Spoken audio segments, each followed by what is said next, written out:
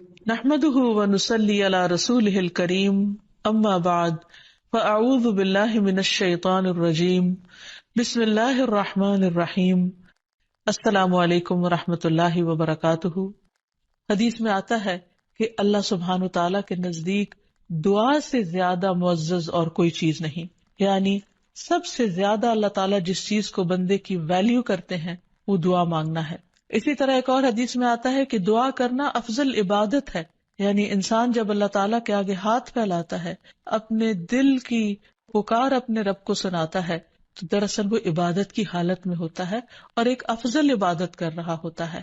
اس لیے کثرت کے ساتھ دعائیں کرتے رہنا چاہیے، لیکن یاد رہے کہ دعا کرنے سے پہلے اللہ سبحانہ وتعالیٰ کی تعریف ضرور کی جائے۔ اس سلسلے میں تعریف کے بے شمار کلمات ہمیں احادیث کی کتابوں میں ملتے ہیں۔ انہی میں سے ایک آتا ہے کہ آپ صلی اللہ علیہ وسلم سے سوال کیا گیا کہ کون سا کلام افضل ہے؟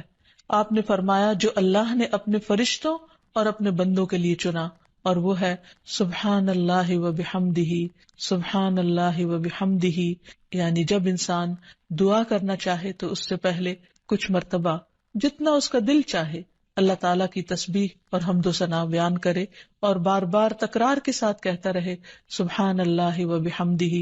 اس کے بعد درود شریف پڑھے جتنی دیر پڑھنا چاہے، اور پھر اس کے بعد اپنی حاجت اللہ سبحانہ تعالیٰ کے سامنے رکھے تو انشاءاللہ اس کی پریشانی دور ہوگی۔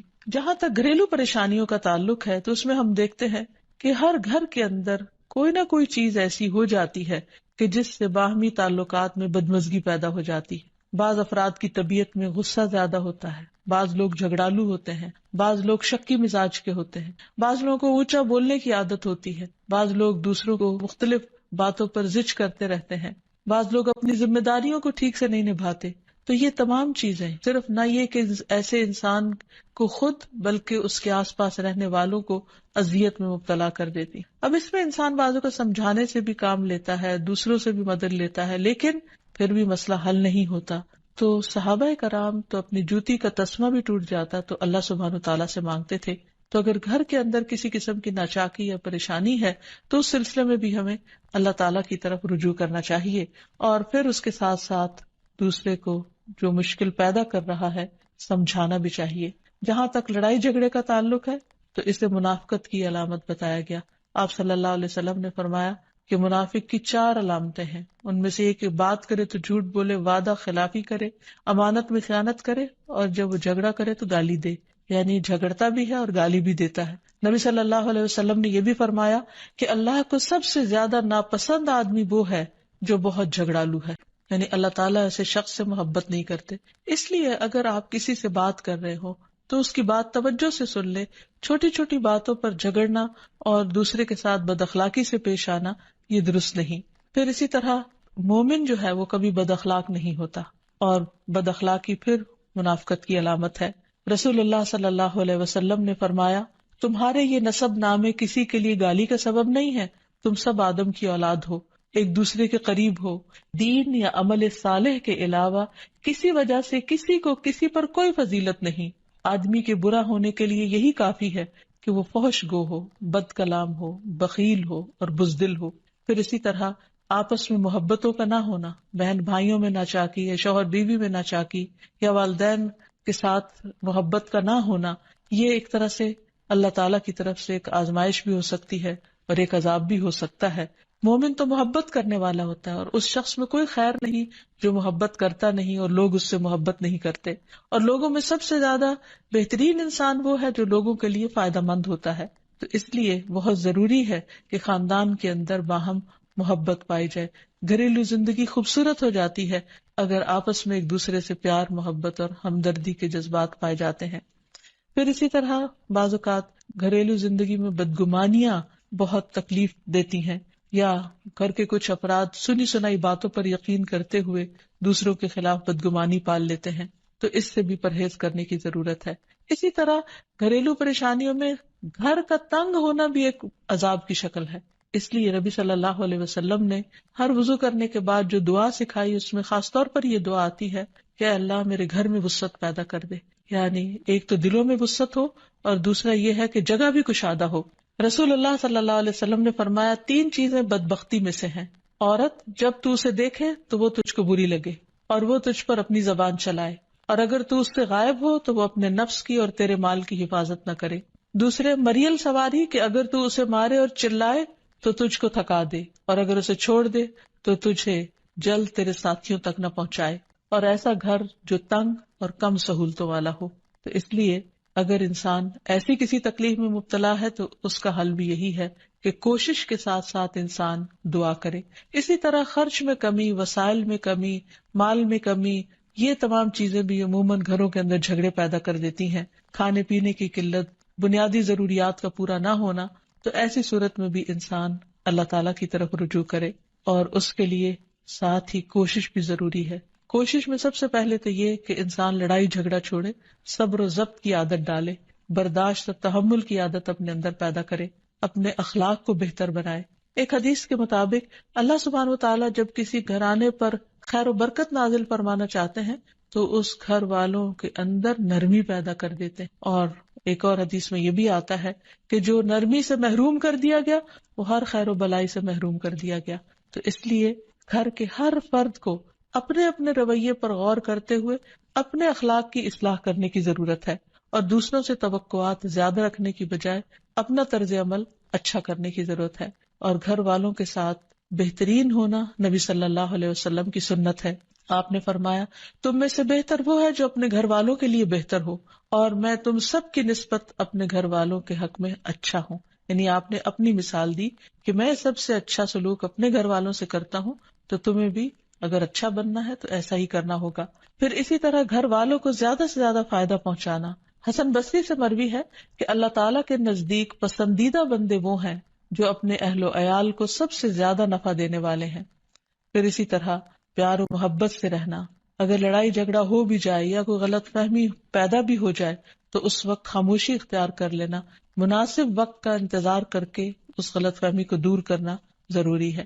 پھر اسی طرح اللہ سبحانہ وتعالیٰ نے گھریلو زندگی کو خوشگوار بنانے کے لیے جو بہترین ہدایت ہمیں قرآن مجید میں دی ہے وہ ہے عفو درگزر سے کام لینا۔ اللہ تعالیٰ فرماتے ہیں، اے لوگو جو ایمان لائے ہو، بے شک تمہاری بیویوں اور تمہارے بچوں میں سے بعض تمہارے دشمن ہیں، سو ان سے ہوشیار رہو، اور اگر تم معاف کرو اور درگزر کرو اور بخش دو تو بے شک اللہ بے حد بخشنے والا، نہایت رحم فرمانے والا ہے۔ تمہارے مال اور تمہاری اولاد تو محض ایک آزمائش ہے، اور جو اللہ کے پاس ہے وہ بہت بڑا اجر ہے۔ واللہ عندہ اجر عظیم، اور جو اللہ ہے اسی کے پاس بہت بڑا اجر ہے۔ یعنی انسان کو بعض اوقات اپنی ہی بیوی یا بیوی کو اپنے ہی شوہر سے، اور بعض اوقات اپنے ہی بچوں سے یا اپنے ہی والدین سے دشمنی کا اندیشہ ہو سکتا ہے، اور وہ ایک دوسرے کے لیے مصیبت اور بلا ہو سکتے ہیں، لیکن ایسی صورت میں بھی انسان کا گزارا نہیں ہو سکتا جب تک ایک دوسرے کو معاف نہ کرے۔ زندگی کی گاڑی نہیں چل سکتی جب تک انسان دوسروں کے قصور اور غلطیاں ان سے درگزر نہ کرے، کیونکہ ہر انسان کبھی غصے کی وجہ سے، کبھی جہالت کی وجہ سے، کبھی جلد بازی کی وجہ سے، کبھی لوگوں کے اکسانے پر اپنے پیاروں کے ساتھ زیادتیاں کر جاتا ہے۔ تو ایسی صورت میں انسان اگر چاہتا ہے کہ اس کی زندگی خوشگوار ہو تو اسے معاف کرتے رہنا چاہیے۔ نبی صلی اللہ علیہ وسلم کے اخلاق کے بارے میں جب پوچھا گیا تو حضرت عائشہ کہتی ہیں کہ آپ طعن و تشنیع کرنے والے نہ تھے، یعنی طعنے نہیں دیتے تھے، یعنی اگر کسی سے غلطی ہو جاتی تو اسے بار بار یاد نہیں کراتے تھے، فحش کام نہیں کرتے تھے، بازاروں میں چیخنے والے اور برائی کا بدلہ برائی سے دینے والے نہ تھے، بلکہ معاف کرنے والے اور درگزر کرنے والے تھے۔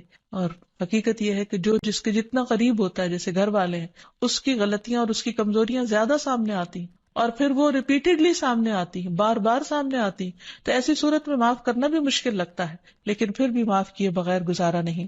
پھر اسی طرح یہ ہے کہ انسان اگر ہمیشہ دوسروں کا حق ادا کرنے کی فکر کرے تو اس سے بھی بہت سے جھگڑے ختم ہو جاتے ہیں۔ شوہر اگر بیوی کو حق دینے والا ہو، بیوی خوشی سے شوہر کا حق دینے والی ہو، بہن بھائی ایک دوسرے کے اوپر قربانی کرنے والے ہوں، ایثار کرنے والے ہوں، تو ایسی صورت میں گھر کا ماحول بہت خوشگوار ہو سکتا ہے۔ عورت کے بارے میں فرمایا نبی صلی اللہ علیہ وسلم نے کہ عورت اس وقت تک ایمان کی حلاوت نہیں پا سکتی جب تک کہ وہ اپنے شوہر کا حق ادا نہیں کرتی۔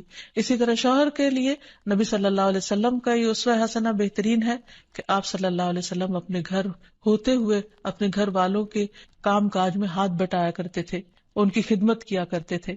جب نماز کا وقت ہوتا تو فوراً نماز کے لیے تشریف لے جاتے. آپ اپنے چھوٹے چھوٹے کام خود کر لیا کرتے تھے.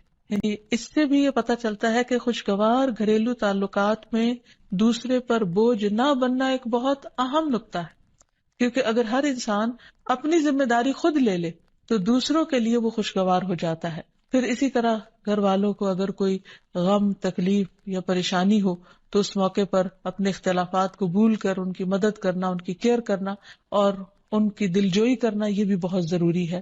اور حتی الوسع گھر کا ماحول خوشگوار رکھنا چاہیے، ایک دوسرے کا احساس کرتے ہوئے اور ایک دوسرے کے کاموں میں عیب نہ نکالتے ہوئے اور ایک دوسرے کو اپریشیٹ کرتے ہوئے، ایک دوسرے کی اچھی خوبیوں کو اور اچھی باتوں کی تعریف کرتے ہوئے، اور اسی طرح بعض اوقات اپنی خواہشات کو پیچھے کرتے ہوئے. کیونکہ اگر ہر انسان یہ چاہے کہ زندگی اس کے مطابق، کیونکہ اگر ہر انسان یہ چاہتا ہو کہ ہر کام گھر میں اس کی مرضی کے مطابق ہو تو یہ ممکن نہیں. بہت سے گھروں میں ساس بہو کا جھگڑا کس بنا پر ہوتا ہے، یا آپس میں قریبی رشتوں کا جھگڑا اور فتنہ فساد کس وجہ سے ہوتا ہے؟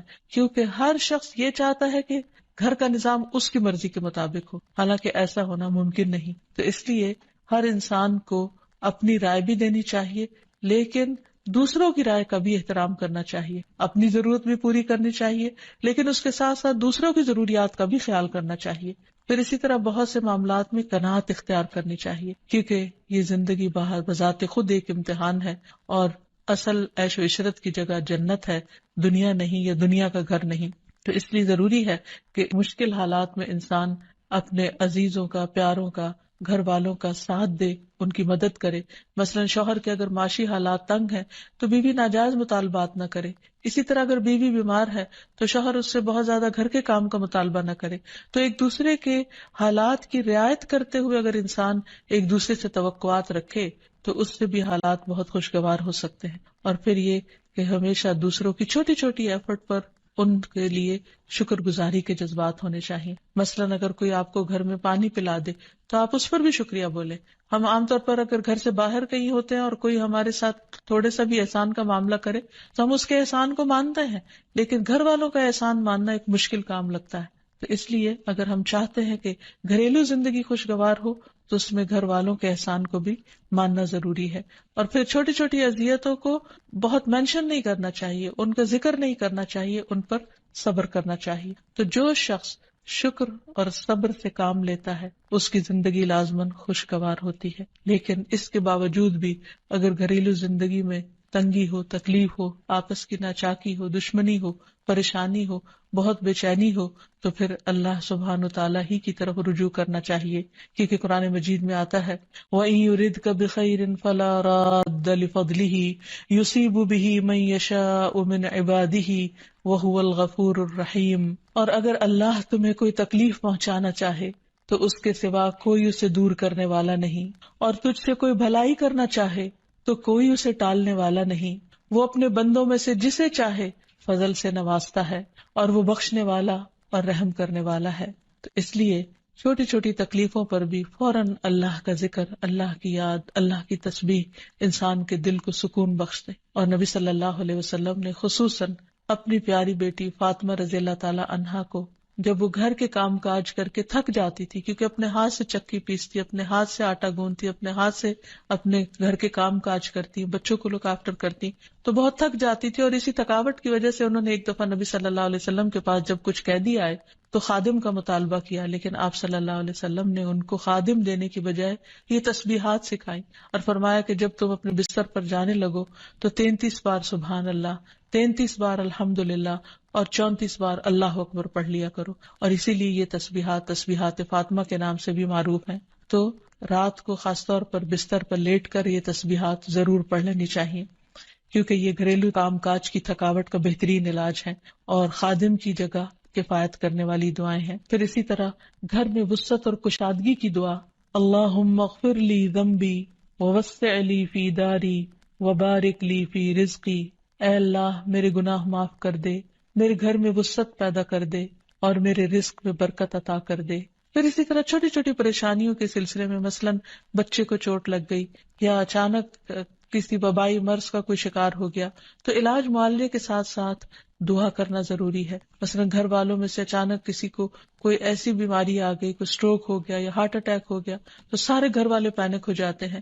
ایسی صورت میں پریشانی کا صرف اظہار کرتے رہنے سے اور غمگین رہنے سے مریض کی مدد نہیں کی جا سکتی. تو اس موقع پر اللہ تعالیٰ سے دعا کرنی چاہیے. اور ایک بہت خوبصورت دعا جو نبی صلی اللہ علیہ وسلم نے حضرت اسماء بنت امیس کو سکھائی تھی کہ آپ نے فرمایا، کیا میں تمہیں ایسے کلمات نہ سکھاؤں جن کو تم پریشانی کے وقت پڑھا کرو؟ اور وہ کلمات ہیں اللہ اللہ ربی لا اشرک بہ شیئا، اللہ ہی میرا رب ہے، میں اس کے ساتھ کسی چیز کو شریک نہیں بناتی. اور آخر میں یہ کہ گھر والوں کی باہمی محبت اور الفت اور تعلقات کی بہتری کی دعا کرنی چاہیے جو پیارے نبی صلی اللہ علیہ وسلم نے ہمیں سکھائی ہے. وہ دعا ہے اللہم الف بین قلوبنا واصلح ذات بیننا واہدنا سبل السلام ونجنا من الظلمات الى النور وجنبنا الفواحش ما ظہر منها وما بطن وبارک لنا فی اسماعنا وابصارنا وقلوبنا وازواجنا وذریاتنا وتب علینا انک انت التواب الرحیم واجعلنا شاکرین لنعمتک مثنین بہا قابلیہا واتمہا علینا. اے اللہ ہمارے دلوں میں الفت پیدا فرما دے اور ہمارے آپس کے معاملات کی اصلاح کر دے، ہمیں سلامتی کے راستوں کی رہنمائی فرما اور ہمیں اندھیروں سے نجات دے کر نور کی طرف لے آ، اور ہمیں تمام ظاہری اور چھپی بدکاریوں سے محفوظ رکھ. ہمارے کانوں اور ہماری آنکھوں اور ہمارے دلوں اور ہماری گھر والیوں اور ہمارے بچوں میں برکتیں عطا فرما، ہماری توبہ قبول فرما. بلا شبہ تو بہت زیادہ توبہ قبول کرنے والا اور رحمت کرنے والا ہے. ہمیں اپنی نعمتوں کا شکر ادا کرنے والا بنا اور ان کی تعریف کرنے والا اور ان کو قبول کرنے والا بنا دے. ان نعمتوں کو ہم پر کامل فرما دے، یعنی ان نعمتوں کو ہم پر تمام کر دے. تو کس قدر جامع اور خوبصورت دعا ہے جو نبی صلی اللہ علیہ وسلم نے ہمیں سکھائی. گھریلو زندگی کو خوشگوار بنانے کے لیے ان دعاؤں کو پڑھتے رہنا چاہیے، یاد کر لینا چاہیے، قبولیت کے مواقع پر پڑھنا چاہیے. اگر زبانی یاد نہ بھی ہو تو دیکھ کر پڑھ لینا چاہیے، اور اگر ان کا ترجمہ نہ آتا ہو تو اردو میں پڑھنے میں بھی کوئی حرج نہیں. لیکن اللہ تعالیٰ سے مانگتے رہیے کیونکہ ساری مشکلات کا حل صرف اسی کے پاس ہے. وآخر دعوانا ان الحمد للہ رب العالمین. السلام علیکم ورحمۃ اللہ وبرکاتہ.